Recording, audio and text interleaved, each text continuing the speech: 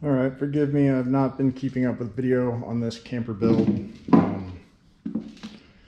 Got half the frame done, got some aluminum, got a whole truckload of aluminum that I need to unload, finding a place to put it. Yeah, this is all 050 4-foot by 10-foot sheets, and need to get the rivets now and a whole lot of drill bits, but got the 2-inch angle that'll be the whole perimeter sides, and this 3/4 inch, which I didn't really plan on ordering, but I guess we did. You know, be on the insides for some extra structure here and there. And yeah, it's gonna fit on top of this trailer once I'm done.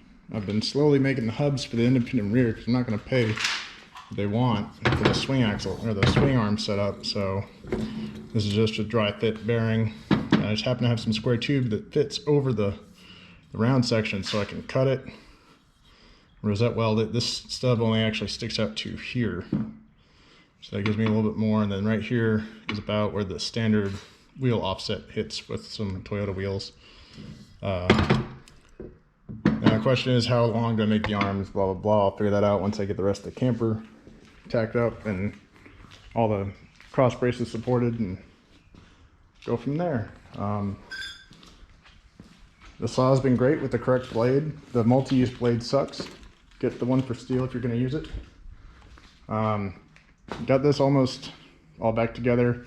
I need to borrow a buddy's mill so I can mill down this Chinesium quick lock or quick change post block, because it's supposed to fit in here, and well, it doesn't quite fit in there. So I'll have to mill this to shape to match, which shouldn't be too bad.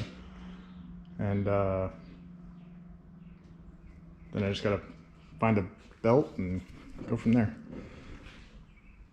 But first thing is get this mostly together. I don't think I'm gonna do a lot of the, because it's got like an upright guard in the front that kind of protects the front corners.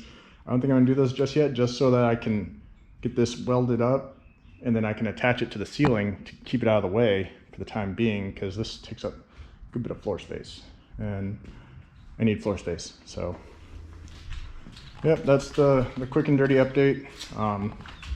Now I get to go move all the sheet metal in here and shove it over there, and yep,